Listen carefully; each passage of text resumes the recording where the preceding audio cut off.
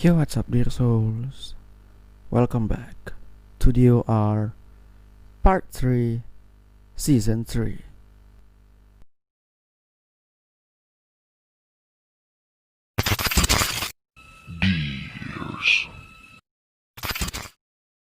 Oke, sebelum masuk ke video inti nih, gue cuma mau nginfoin aja kalau kalian jangan lupa untuk follow Instagram gue di sini, karena bisa dibilang hampir tiap malam gitu loh, hampir tiap jam 12 ke atas itu gue live di Instagram. Dan jika ada yang kalian mau tanyakan, entah itu tentang Jessica Metode atau tentang konten-konten gue yang lain, silahkan masuk ke live gue. Jadi ya silahkan follow Instagram gue aja kalau kalian mau ikut apa ya, bisa dibilang midnight Q&A gitu ya, karena gue sering live tiap tengah malam jam 12 ke atas lah gitu. Dan kalau kalian pakai waktu Indonesia bagian barat itu sekitar jam 1 ke atas gitu. So langsung aja follow Instagram gue, ini namanya, dan linknya ada di deskripsi. Skip perbacotan and let's begin. Sesuai judul video, kali ini kita akan membahas kehilangan dari Asha Degree. Seorang ayah yang bernama Harold Degree dan ibu yang bernama Iquilla Degree sudah 20 tahun kehilangan putri mereka yang bernama Asha Jaquilla Degree yang lahir pada tahun 1990. Asha without any fucking obvious reason ngepacking barang-barangnya and then pergi gitu aja meninggalkan rumah dengan berjalan kaki, walaupun saat itu sedang hujan lebat lengkap dengan angin kencang. Awal ceritanya pada tanggal 13 Februari jam 9 malam terjadi power outage atau mati listrik, dan baru normal kembali pada jam setengah 1 malam. Dan di waktu yang sama sang ayah si Harold ini mengecek kedua anaknya sebelum tidur. Ya biasalah ya orang tua. Dan lalu pagi-pagi buta sekitar jam setengah 3 pagi kembali Harold mengecek anaknya lagi, dan mereka berdua, kedua anaknya ini masih terlihat tertidur pulas. After that, jam 2:45 pagi, si Brian saudaranya si Asha melihat si Asha ini bangun terus ke kamar mandi. Terus sekitar jam 3:00 pagi, Brian mendengar si Asha kayak udah balik dari toilet gitu. Intinya ngerasa kalau si Asha ini udah ada di dekat ranjang lah, atau lagi naik ranjang gitu. Nah, mungkin aja saat di sini nih si Asha udah lagi packing barang-barangnya. Dan diasumsikan itu terjadi sekitar pukul 3:05 pagi. Jadi tuh si Asha abis dari toilet bukannya dia lanjut tidur, malah ngepacking barang-barangnya. Lalu pada jam 3:25 si Asha diperkirakan sudah berada di Turner Upholstery. Turner Upholstery kalau kita cari di Google itu yang muncul semacam gambar sofa gitu. Jadi mungkin ini adalah pabrik pembuatan sofa gitu atau kursi.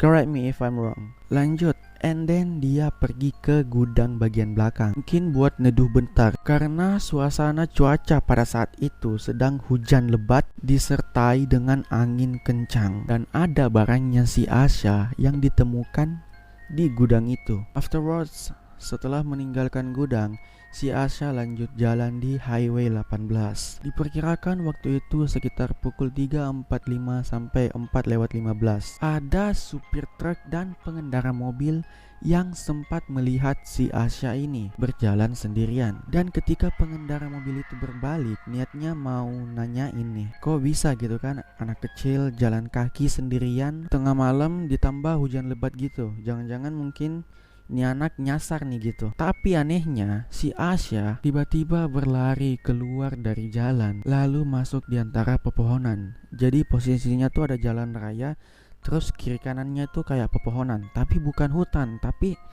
pepohonan gitu. Tapi bukan kayak hutan gitu.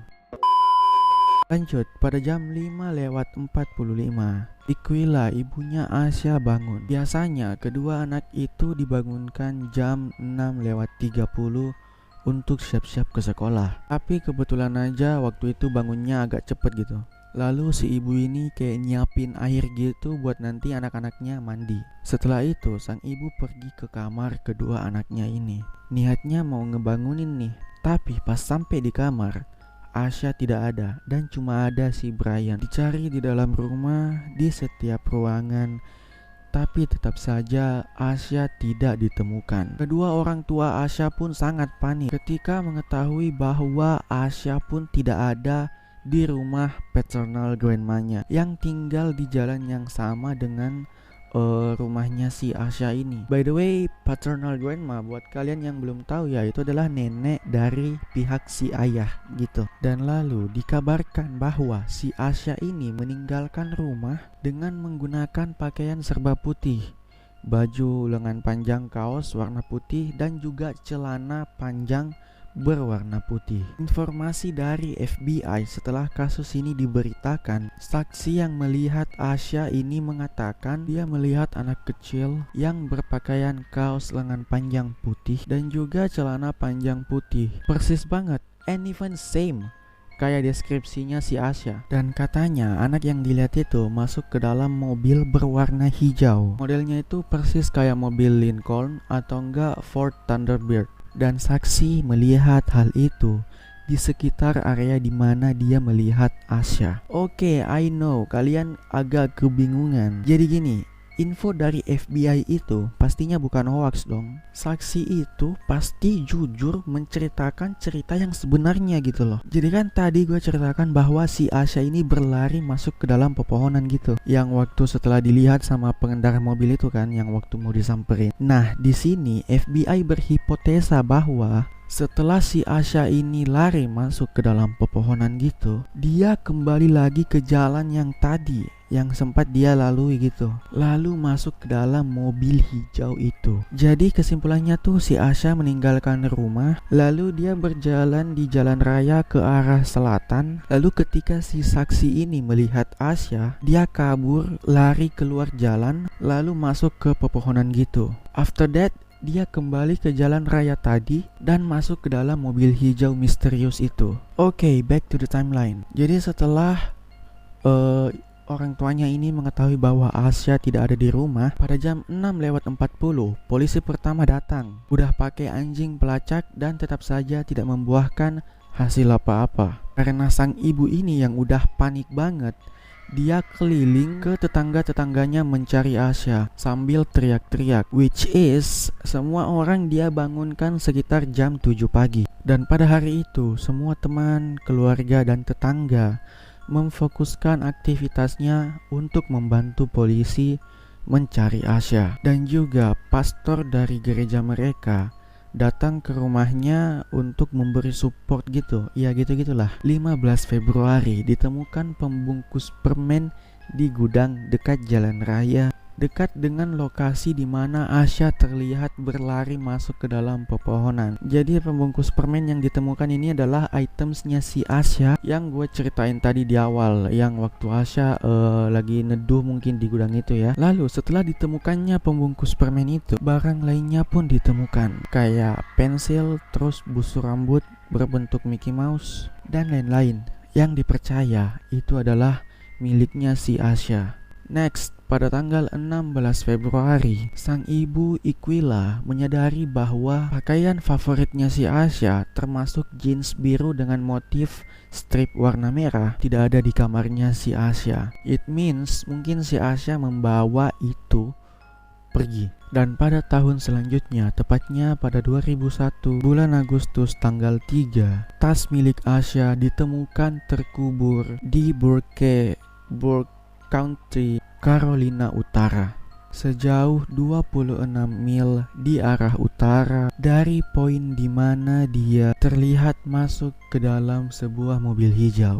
Dan tas yang ditemukan itu terbungkus dalam plastik. Seorang pekerja proyek yang menemukan itu mengatakan bahwa dalam buku itu terdapat nama dan nomor teleponnya si Asya. Of course, buku itu dibawa FBI untuk diselidiki lebih lanjut secara forensik dan tidak dipublikasikan sampai tahun ke-20 hilangnya si Asya. Dan pada 20 tahun hilangnya si Asya, baru dipublikasikan isi dari tas itu yang berisi buku dari Dr. Seuss. Dr. Seuss sendiri adalah seorang yang bisa dibilang author gitu untuk buku anak-anak.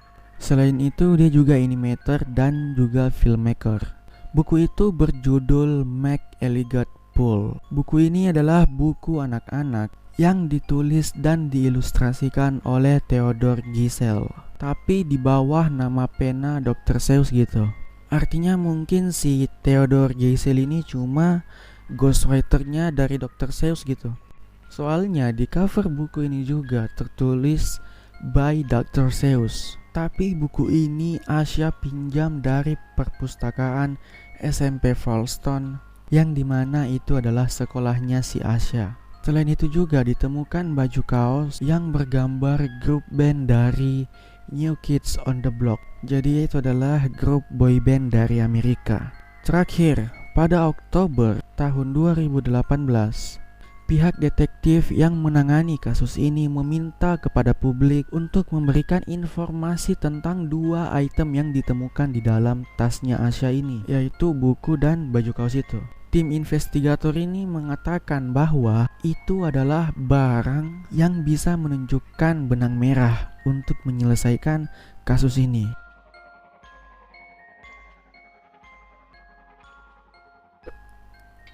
Bernard time.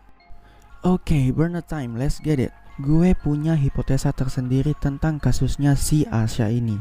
Pertama, kenapa Asya melarikan diri dari rumah? Gue berpikir bahwa seseorang yang mengemudikan mobil hijau itu adalah orang yang bisa dibilang cukup dekat dengan Asya. Soalnya anak 9 tahun kayak Asya yang pemalu gitu biasanya berani atau mau pergi dengan orang yang udah dia kenal banget gitu. Jadi ini kayaknya udah direncanakan dengan cukup matang dan rapi, sehingga sampai sekarang kasusnya tuh masih unsolved. Akan sangat janggal banget kalau si Asya ini tidak mengenali si pengemudi mobil hijau ini. Lalu tiba-tiba si Asya mau aja gitu naik ke mobil itu. Iya kan? Jadi menurut gue orang yang harusnya diperiksa dalam kasus ini adalah orang-orang yang deket banget sama Asya gitu, tapi bukan yang serumah sama Asya. Hipotesa kedua, kenapa tasnya si Asya ini dibungkus dengan plastik lalu dikubur? Gue curiga nih ya, si Asya ini udah janjian sama pengemudi mobil hijau itu. Lalu si pengemudi ini berkata bawa barang-barang kamu gitu. Tapi pas malam itu yang malam ketemu sama si Asya, dia melihat si Asya ini membawa barang-barang yang enggak penting banget gitu. Makanya dia ini kayak ini gak penting banget sih, buang aja gitu. Jadi gue ilustrasikan di sini kalau si pengemudi mobil ini tahu kalau Asya membawa barang gak penting gitu. Jadi dia berhenti di situ dan lalu memasukkan barang-barang gak penting itu ke dalam tasnya si Asya. Karena tasnya si Asya ini udah dia pegang, otomatis ada sidik jarinya dong. Karena itu dia membungkusnya menggunakan kantong plastik supaya sidik jarinya itu kehapus gitu sama kantong plastik itu, lalu dikubur. Jadi kantong plastik itu kayak ngepres tasnya ini sehingga sidik jari yang ada di tasnya Asya ini itu bisa kehapus. Ini cuma hipotesa gue aja ya.